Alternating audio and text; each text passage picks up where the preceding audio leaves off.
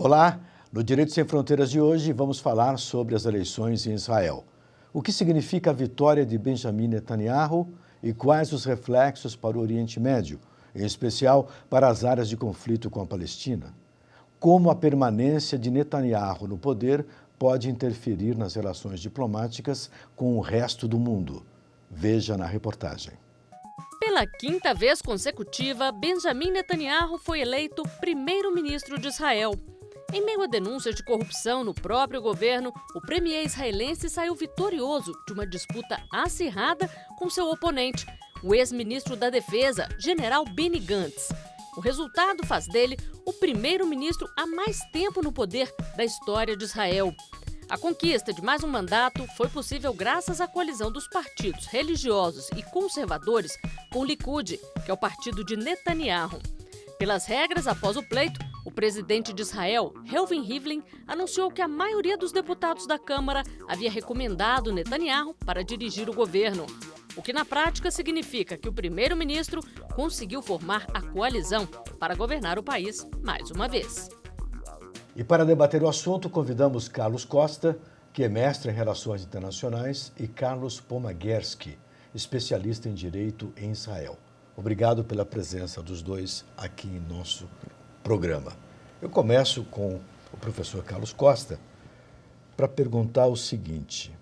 Durante a campanha, o ponto forte dele foi falar de novas ocupações na faixa de Gaza.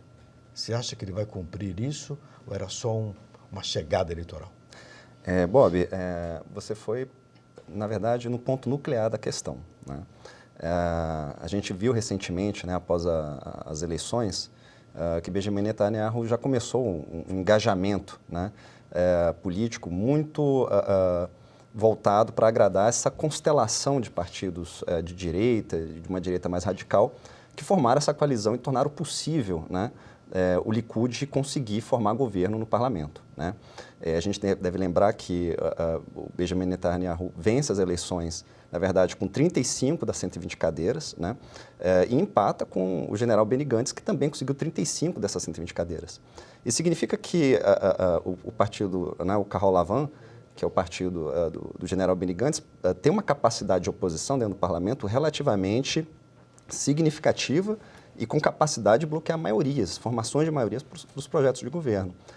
Por outro lado, o Benjamin Netanyahu consegue formar governo na dependência dessa constelação de partidos de direita.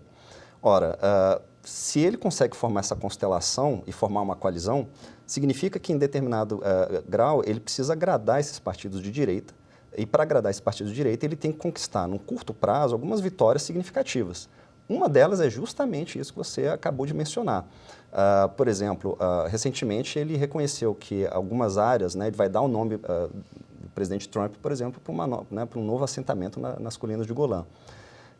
Ou seja, existem alguns movimentos simbólicos que a gente vai começar a assistir, vai ser mais frequente agora, no sentido, na verdade, de Benjamin conseguir manter essa constelação de partidos de direita dentro da sua coalizão. Ele tem que atender essa demanda. Ele tem que atender essa demanda para que ele consiga isolar dois pontos importantes que efetivamente ameaçam o seu governo. Já voltamos a isso. Exato. Já voltamos nesses dois pontos. Eu queria saber o seguinte, há denúncias de corrupção contra o premier.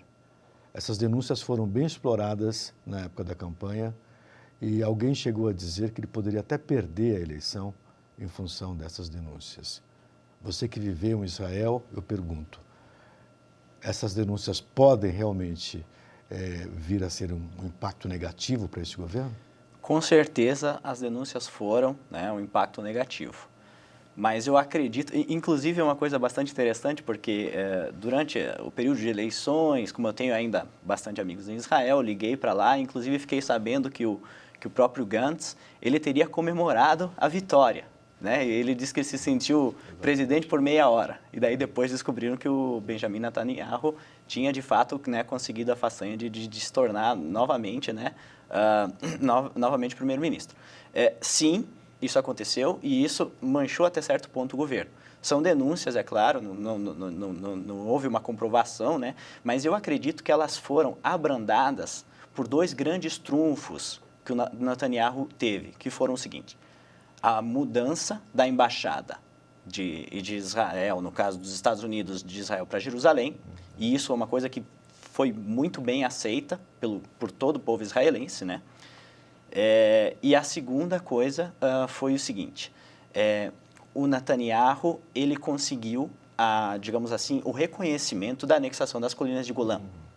Então, isso pegou muito bem para o governo dele. Reconhecimento por parte do Donald Trump. Sim, sim. E existe, claro, outros fatores. Eu acho que o governo, por muito tempo, ele acaba se desgastando, não importa qual governo que seja. Tanto que o Netanyahu agora, ele está ultrapassando o Ben-Gurion, né, em tempo de governo dentro dentro de Israel. Só para contextualizar, o David Ben-Gurion foi o fundador do Estado de Israel. Exatamente. É um monumento na história do país, né? Mas o que, a meu ver, aconteceu foi o seguinte, o Netanyahu, ele sempre dialogou muito bem com o setor religioso, né? E coisa que o Gantz ele não dialoga muito bem porque ele é um pouco mais liberal nessa questão religiosa. Só para esclarecer um ponto, as investigações prosseguem. Sim, prosseguem, mas existe, digamos assim, pelo menos tentativas e tratativas dentro do próprio governo e intenções do Netanyahu de criar duas leis, né? Uma para que o Congresso, no caso, né, o Parlamento tenha o poder de, digamos assim, anistiá-lo, né? Uma coisa assim contra a Suprema Corte, né? E existe uma outra tratativa também para que torne o primeiro-ministro imune, né? Por um tempo. É uma manobra jurídica e tanto. Esse reconhecimento dos territórios ocupados por parte do Donald Trump e também a questão da capital, a mudança da embaixada americana de Tel Aviv para Jerusalém, neste ato, não complica o pano de fundo daquela velha ideia de paz no Oriente Médio entre palestinos e israelenses? Bob, uma vez que Jerusalém é uma cidade dividida, é uma capital internacional e deveria contemplar tanto palestinos quanto israelenses? Bob, perfeito. Acho que você foi muito incisivo nas duas perguntas, porque elas acabam revelando um pouco qual que é o grande jogo, qual que é o grande desafio do atual governo de Benjamin Netanyahu.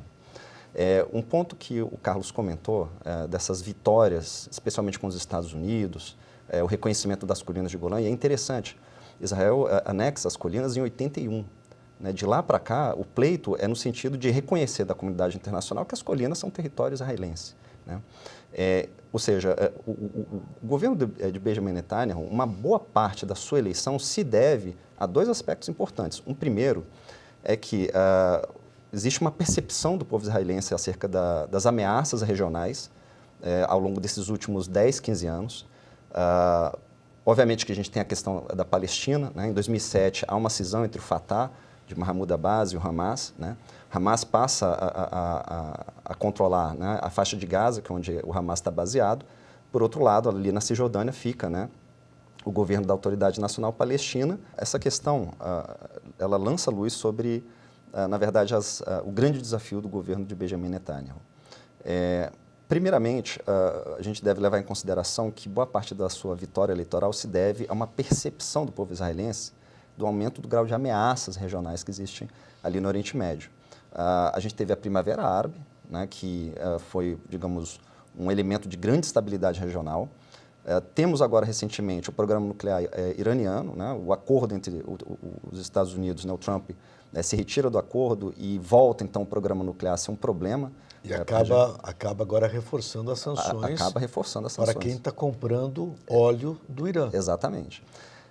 Soma-se a isso também o Estado Islâmico, que, malgrado a gente tem ali uma vitória, né, do Ocidente sobre o Estado Islâmico, o fato é que a gente já assistiu isso diversas vezes, né, quando um grupo terrorista perde e vai sendo desmembrado, na verdade, os seus membros vão formando novos grupos terroristas, ou seja, permanece sendo uma ameaça. E essa vitória, né, especificamente, né, buscada junto aos Estados Unidos de reconhecer Jerusalém, né, quando você transfere a embaixada para Jerusalém, indiretamente você está dizendo que Jerusalém é a capital de Israel. Ou seja, o pleito antigo dos palestinos de que Jerusalém, pelo menos a sua região oriental, fosse reconhecida como uma área ou como um território palestino, esse pleito, aparentemente perante os Estados Unidos, perde força, né? E por que o Benjamin Netanyahu vem buscando no sistema internacional esse respaldo? Porque é uma forma de enviar o seguinte recado para o eleitor israelense. É o recado de que, olha, eu sou o homem adequado para o momento. Nesse momento agora de ameaças cada vez maiores, a minha posição, a minha estratégia mais dura em relação aos nossos inimigos, ela é mais adequada. Em momentos, né, de mais pacificação, pode ser uma outra pessoa. Mas o fato é que nesse momento agora sou eu. E aí a gente tem a questão palestina, que sempre foi um problema, né? Digamos, talvez permanece sendo o maior problema israelense na área internacional. Mas o fato é que essa cisão entre o Fatah e o Hamas atendeu muitos anseios de Israel, né? É muito interessante ver uma Palestina dividida. Já voltamos a esse ponto aqui. Dr. Carlos, vamos contextualizar um pouquinho essa divisão do Estado de Israel e a promessa da criação de um Estado palestino, que até hoje não foi devidamente concretizada. Nós temos uma unidade jurídica de autoridade palestina, né? Permanece sendo isso. Queria que o senhor contextualizasse isso só para a gente explicar melhor por que existe essa divisão ali. Bom, não precisa concluir agora que nós temos 2 blocos. Faça uma abertura e a gente vai para o intervalo. Eu acho que primeiro a gente tem que analisar um pouco do tecido social israelense, que é muito importante para a gente, inclusive, entender a eleição, que é o seguinte, nós temos em torno de 1 milhão de Haredims, que são pessoas que são ortodoxos, né, que a gente conhece por ortodoxos, mas mesmo assim, dentro dos ortodoxos, existem milhões de divisões, né?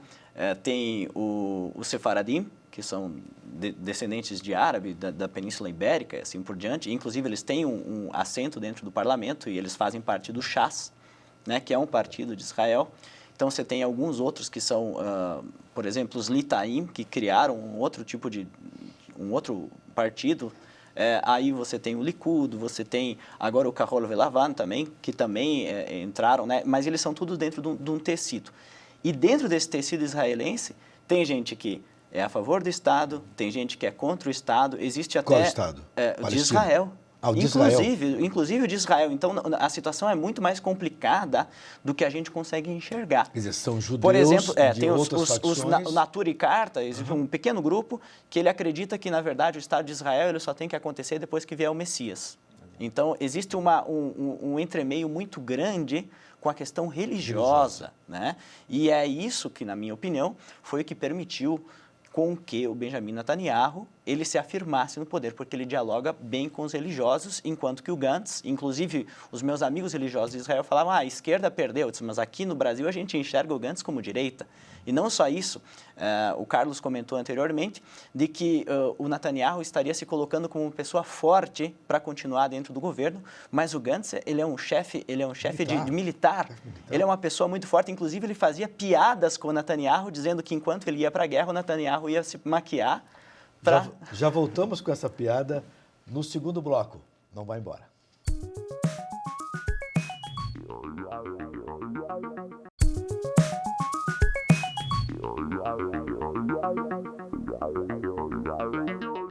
O Direito Sem Fronteiras está de volta com os reflexos da vitória de Benjamin Netanyahu em Israel.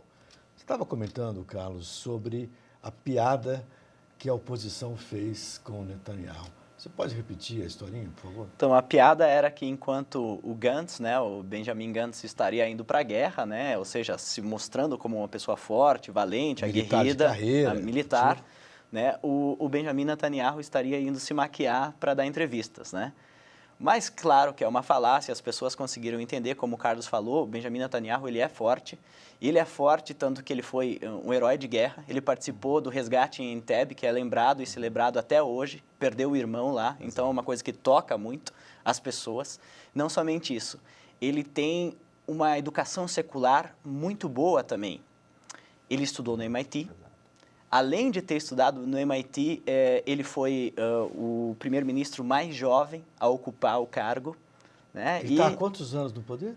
Eu já indo para o quinto mandato, né? Mas eu não sei precisar os anos, mas, enfim, ele está passando Ben Gurion. Então, isso é uma coisa realmente histórica, com certeza. E ele diz, inclusive... O ministro mais jovem. Ministro mais jovem, 96, se não me engano. 96. Né? E ele diz o seguinte, que ele quer ser lembrado como alguém forte e que defendeu o Estado. E é isso que ele quer ser lembrado. Perfeito. A questão dessa força e dessa defesa do Estado, dos territórios ocupados e a promessa de novas ocupações. Isso não é um risco à democracia israelense, sobretudo gerando um conflito ainda maior na região? Perfeito, Bob. Esse discurso de que é um risco à democracia, como o Carlos bem apresentou, o tecido social israelense ele é muito diverso, mas acaba revelando um pouco o comportamento do próprio Benjamin Netanyahu e a sua força dentro da política. Por que ele é tão forte? Né? De onde que sai essa força? O Benjamin Netanyahu ele consegue agregar duas alas, ou vamos dizer, duas orientações na política, né? E que confunde um pouco a percepção brasileira acerca do que ocorre em Israel. Ele teve, como o Carlos já mencionou, ele teve essa passagem pelas Forças Armadas israelenses, pelas Forças de Defesa, mas também teve uma grande trajetória no setor privado, né?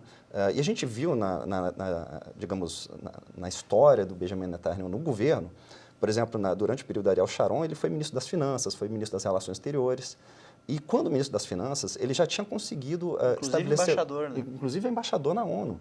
Então, ele conseguiu, e no campo econômico, ele é um típico liberal. Desregulamentação, reformas, né? Desburocratização. Ou seja, ele consegue falar a língua da economia, né? Sendo um liberal, mas, ao mesmo tempo, ele consegue falar a língua da estratégia e dos anseios israelenses por um governo um pouco mais forte, um pouco mais duro. Ora, essas duas faces do governo, né, essas duas faces de Benjamin Netanyahu, acaba revelando um pouco a sua força e por que ele conseguiu compor essa maioria. Agora, ou seja, você tem uma performance econômica muito bem vista, Israel cresceu nos últimos anos, tem uma grande capacidade de inovação e empreendimento, mas, ao mesmo tempo, ele conseguiu aumentar a presença israelense ali na área. Bom, isso nos leva à seguinte conclusão. Por um lado, ele precisa dessas vitórias para manter essa coalizão unida e conseguir forçar um isolamento tanto da oposição quanto o isolamento da tentativa de investigação dos casos de corrupção. Agora, isso pode implicar um reforço da Palestina. Em que sentido? O Fatah e o Hamas tiveram uma cisão em 2007, uma tentativa de entendimento em 2011 e atualmente permanece em suspenso. Com um governo israelense mais duro e avançando mais nesses territórios, pode ter como um efeito contraproducente a criação de uma percepção dos palestinos de que eles têm um inimigo em comum. Eu quero fazer uma pergunta em cima disso. Os árabes, de maneira homogênea, são favoráveis a um Estado palestino? Só um pouquinho. Posso? Claro, Posso? Claro. Inclusive, eu vou voltar anteriormente. Olha só, nós temos, inclusive, um discurso que ficou histórico dentro da história do Benjamin Netanyahu. Em 2014, se não me falha a memória, em Bar-Ilan, na Universidade de Bar-Ilan, ele fala sobre talvez a possível criação de um Estado palestino. Tá? Aí depois nós temos uma mudança de posição. Em 2016, se não me falha a memória, ele diz que não é possível um Estado palestino. Por quê? Porque ele entende que a partir do momento que são cedidos territórios para os palestinos, eles usam para atacar, eles usam para lançar mísseis. Aí o Israel vai lá e combate, acaba com o míssil, eles estão mandando balão de gás para incendiar a fazenda, entende? Então, essa é a percepção. Essa é a perspectiva do Estado de Israel. Sim. Sob Netanyahu. Eu queria falar um pouquinho sobre a perspectiva árabe em relação à formação de um Estado palestino e mais, com a pressão, a nova pressão de Donald Trump sobre o Irã, a proibição de compra de petróleo do Irã, os árabes se fortalecem no fornecimento do petróleo para o mundo inteiro. Para quem quiser, quem comprava do Irã deverá comprar da Arábia Saudita e dos Emirados Árabes. Isso não fortaleceria a ideia da necessidade de se ter, mais uma vez, o Estado palestino reconhecido? Essa é a pergunta. Perfeito, Bob. Da mesma forma que o Carlos demonstrou, né, que o tecido social israelense é bem complexo, não dá para você generalizar muitas coisas, o mesmo ocorre para a Palestina. Né? Uhum. Pegando ali as duas forças mais relevantes, que é o Hamas e o Fatah, o Hamas foi considerado por muito tempo como um grupo terrorista. Ali ao longo dos anos 70, né, em 74, finalmente ele começa a ganhar um reconhecimento da comunidade internacional como um grupo político que representasse ali os palestinos. Mas o Hamas sempre teve uma posição um pouco mais radical, se a gente pudesse falar assim, acerca do que seria o Estado palestino e a convivência com um possível Estado israelense. Né? Eles têm uma percepção um pouco mais extrema no sentido de que, primeiro, que Jerusalém deveria ser reconhecida como uma cidade palestina, ou seja, nesse sentido, é um conflito evidente, porque as alas mais à direita e mais extremas de Israel também percebem a mesma coisa, só que do ponto de vista deles, ou seja... É importante salientar que Israel foi dividido na guerra de 67 ou 70? Foi em 73, na Guerra do Yom Kippur. Isso, exato. Foi dividida. A parte oriental, salvo engano, era da Palestina. Da Palestina, a ocidental de Israel. Seria de posicionamento israelense. E hoje, como é que nós estamos lá? Hoje, se você olhar para o mapa, né, você vê basicamente um domínio mais israelense, mas há palestinos morando no local, há palestinos trabalhando. Mas com soldados israelenses fazendo a patrulha da parte oriental. Fazendo a patrulha. Ou seja, se você, nós que estamos do lado de fora, uma percepção que é válida é no seguinte sentido de que você tem um aglomerado humano naquela região, se você olhar do ponto de vista da política e da força, da presença de força, uma presença de força majoritariamente israelense.